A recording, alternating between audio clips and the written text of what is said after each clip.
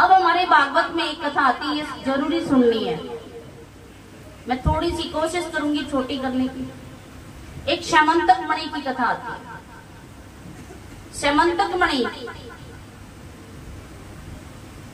8 बार सोना हर रोज देती थी। कितना बार? 8 बार सोना देती थी वो। और एक बार उनके दरबार में पता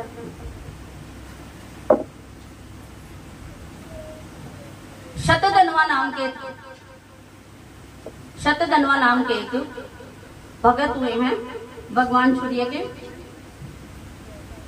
तो उन्होंने भगवान का तप करके, सूर्य देव की आराधना करके उन्होंने उस मणि को प्राप्त किया था।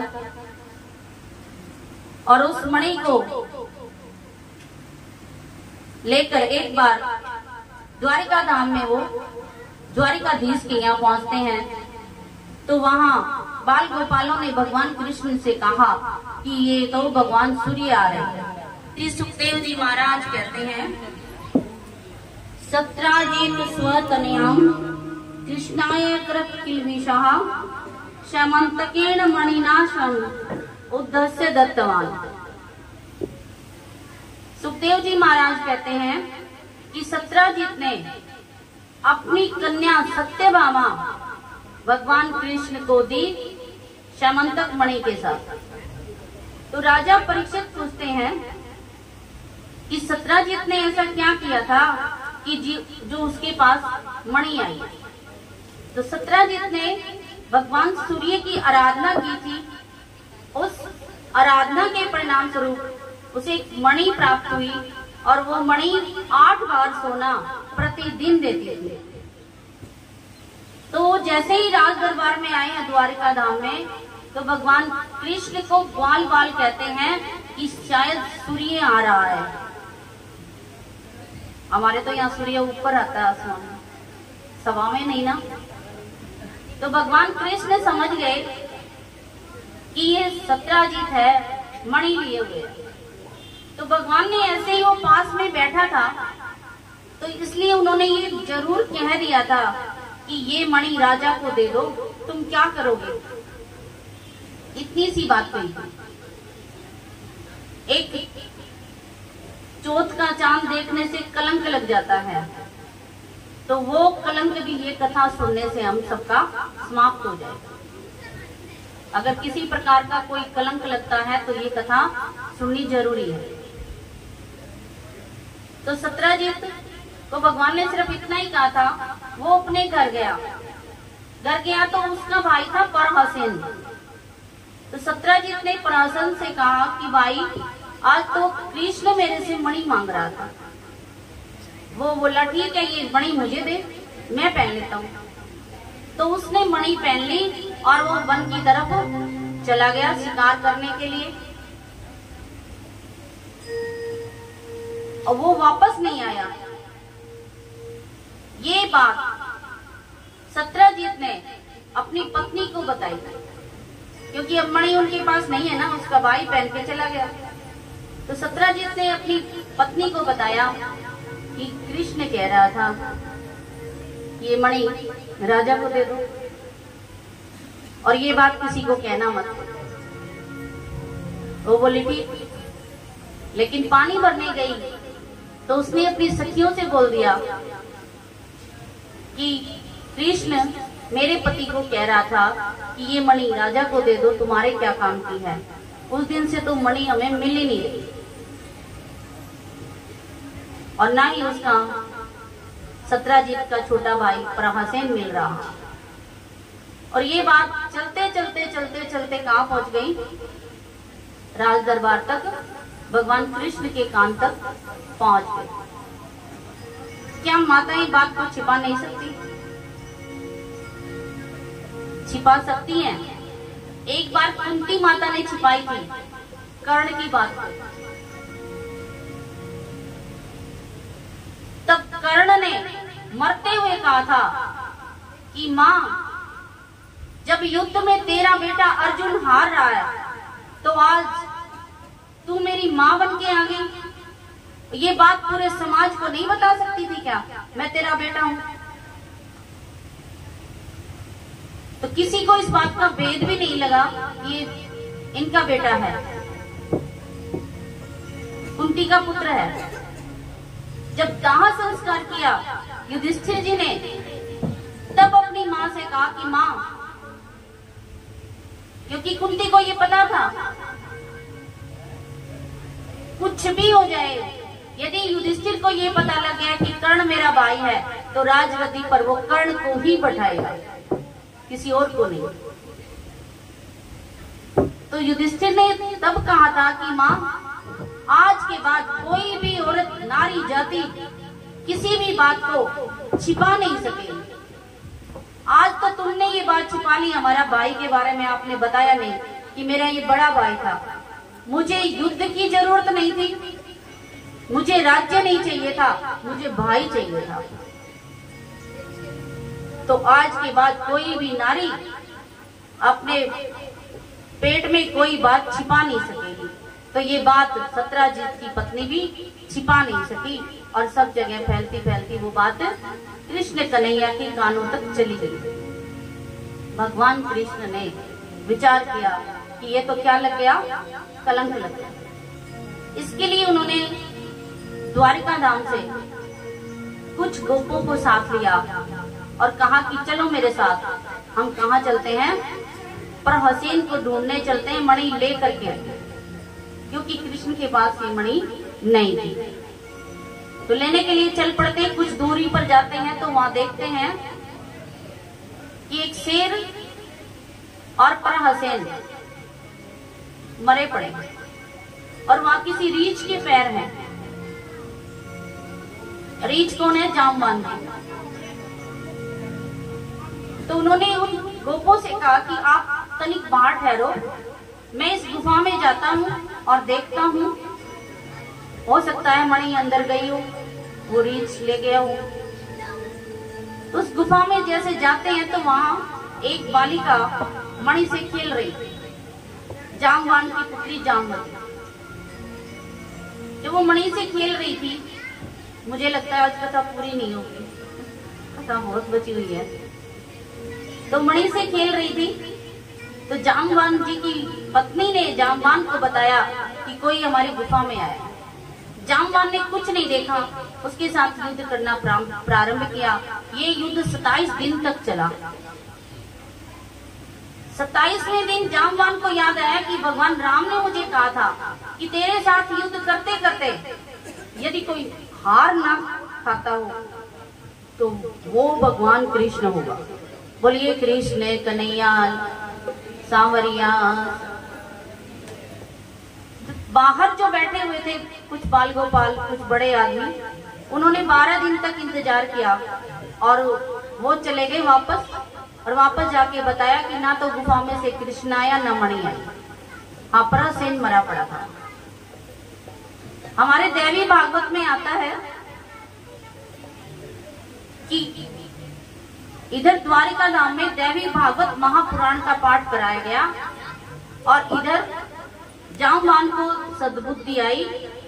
जामवान ने प्रायश्चित किया, भगवान को प्रणाम किया और कहा कि मैं अपनी पुत्री जामवती तुम्हें प्रदान करता हूँ। हे कृष्ण, मैं आप इसे पत्नी के रूप में स्वीकार करिए और ये मणि इसके साथ ही आपको देता हूँ। बोलिए कृष्ण कन्हैया। अब भगवान कृष्ण अकेले नहीं जामवती के साथ प्रवेश करते हैं और वहां आकर के सत्राजित को बुला करके वो मणि उन्होंने प्रदान कर दी।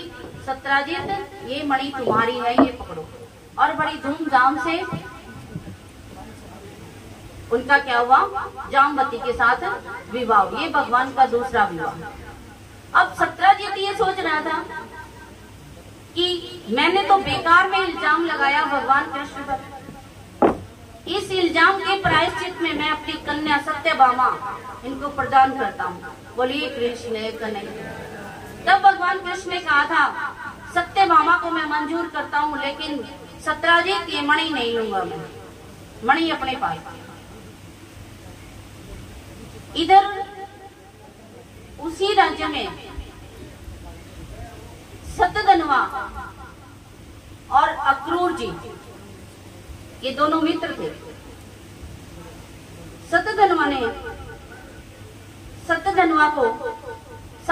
और कृतवर्मा और अक्रूर जी, तो अक्रूर जी ने कहा कि सतधनवा और कृतवर्मा भगवान, ये इनका सत्यभामा का पिता सत्राजित सत्यभामा का विवाह तुम्हारे साथ कर रहे थे, उन्होंने कृष्ण के साथ विवाह कर दिया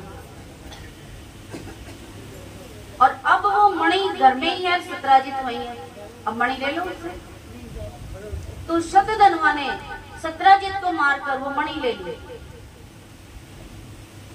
सत्यभामा को पता चला कि मेरे पिताजी को मौत के घाट उतार दिया है, मणि ले गए हैं, तो वो सीधी भगवान कृष्ण हस्तिनापुर में गए थे कुंती माता का पता करने के लिए, कि उनको पता चला था कि लाक्षागृह में आग लग गई है, पांडव जलकर मर गए। लेकिन कुछ दूरी से ही विदुर जी के द्वारा ये पता चला कि वो पांडव सभी क्या हैं, जिंदा हैं, क्योंकि जब लाक्षागृह में आग लगाई तो विदुर जी ने नीचे नीचे गुफा बनवा दी थी, पांडव वहां से बाहर निकल गए थे। बोलिए कृष्ण कन्हैया। सत्यभामा वहां पहुंचती है, तो सत्यभामा भगवान कृष्ण को सारी बातें बताती हैं। तो सत्यभामा ने जाकर के हस्तिनापुर में भगवान कृष्ण को बताया, क्या बताया, कि मेरे पिताजी का वध कर दिया और मणि को ही लेकर के चला गया।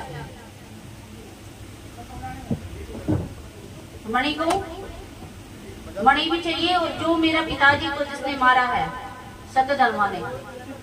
तो भगवान कृष्ण वहां से चलते हैं, रास्ते में सतधनवा तो प्रायसेन को कहता है कि भाई ये मणि तू रख ले।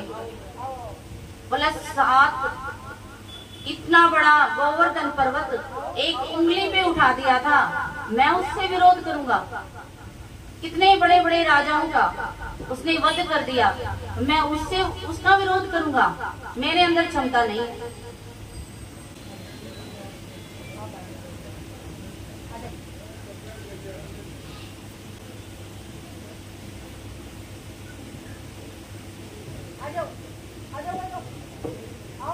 तो भगवान कृष्ण वापस आते हुए सतधनवा मिलता है, सतधनवा का वध कर देते हैं, लेकिन मणि नहीं मिली। वो वापस आकर के बताते हैं कि सत्यभामा मणि तो मिली नहीं, मणि नहीं मिली। सत्यभामा ये विचार करती है कि बलराम साथ में थे, हो सकता है मणि बलराम को दे दी हो। हमारे बीच आ चुके हैं।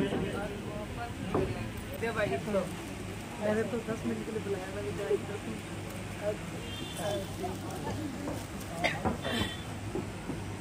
हमारे बीच पहुंचे, हम आपका हार्दिक स्वागत करते हैं। सत्यधनवा के पद के बाद प्रहसन मणि लेकर चला गया था।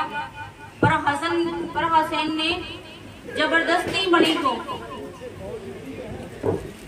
और बाके बिहारी लाल की अक्रूर जी को प्रदान की। अक्रूर जी कौन थे बताओ? जो भगवान कृष्ण को लेकर के गए थे। अक्रूर जी के राज्य से वहां चले जाने से द्वारिका धाम में अकाल पड़ गया, रोग शुरू हो गए। इस प्रकार की प्रतिक्रियाएं देखकर भगवान कृष्ण ने कहा था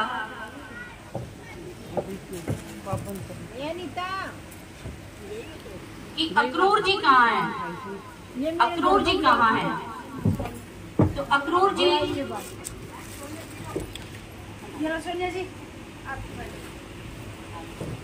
सुखदेव जी से राजा परीक्षित पूछते हैं कि ऐसा अक्रूर जी में क्या था जो अकाल पड़ गया, रोगी हो गए, भगवान कृष्ण के होते हुए भी, द्वारिका धाम में होते हुए भी। तब सुखदेव जी महाराज बताते हैं कि अक्रूर जी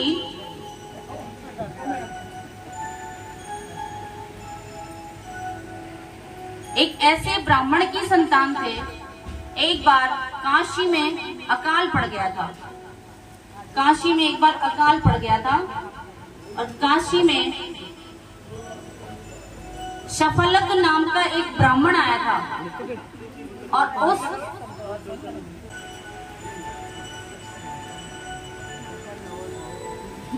शफलक नाम का एक ब्राह्मण आया था, उससे अकाल खत्म हो गया। तो काशी नरेश ने अपनी बेटी नंदिनी का विवाह शफलक के साथ किया। उनका बेटा अक्रूर जी था, यानी उनके चरण पड़ने से अकाल खत्म हो गया था। उनके चरण पड़ने से अकाल क्या हो गया? समाप्त हो गया था। और भगवान देखो कृष्ण ये बताते हैं कि उन्हीं का बेटा ये अक्रूर जी था। अक्रूर के जाने से द्वारिका धाम में भी क्या हो गया? अकाल पड़ गया। तब भगवान कृष्ण ने ध्यान लगा करके देखा कि अक्रूर जी काशी में गए हुए हैं और काशी में यज्ञ कर रहे हैं, 8 बार सोना मणि रोज दे रही हैं, खूब दान पुण्य कर रहे हैं। तो 2 व्यक्तियों को भेजा, अक्रूर जी तुम चलो, तुम्हें भगवान कृष्ण बुला रहे हैं। बस यही संदेश दिया और अक्रूर जी आए। तो अक्रूर जी जब सभा में आए तो भगवान कृष्ण ने यही कहा कि अक्रूर जी, काशी में आपने बहुत हवन पुण्य दान पुण्य किए, अब एक बार जो आपके हाथ में मणि है वो दिखा दो सबको। भगवान कृष्ण ने ये नहीं पूछा कि आपके पास मणि है या नहीं है, उन्होंने यही कहा कि मणि जो आपके हाथ में है वो सबको दिखा दो। तो अक्रूर जी ने वो मणि को दिखा दिया। जब उस मणि को दिखाया तो सबको ये पता चल गया कि मणि किसके पास थी? मणि अक्रूर जी के पास थी, ना तो बलराम के पास थी और ना ही सत्यभामा के पास, ना ही उसके बलराम के पास थी, ना सत्यभामा के पास थी। तो ये क्लियर हुआ कि मणि किसके पास थी। अब भगवान कृष्ण ने उस मणि को अक्रूर जी से कहा कि मणि आप ही रखिए। मणि अक्रूर जी के पास ही रही, परंतु वो बोला कि महाराज इस मणि की अधिकारी तो सत्यभामा ही है। तो ये जो कथा जो सुनेगा उसकी कोई भी प्रकार का कभी कोई कलंक लगा हो या लगने वाला हो तो इस कलंक का मार्जन करने का एकमात्र यही उपाय है। बोलिए Krishna Kanhaiya. Please like and share.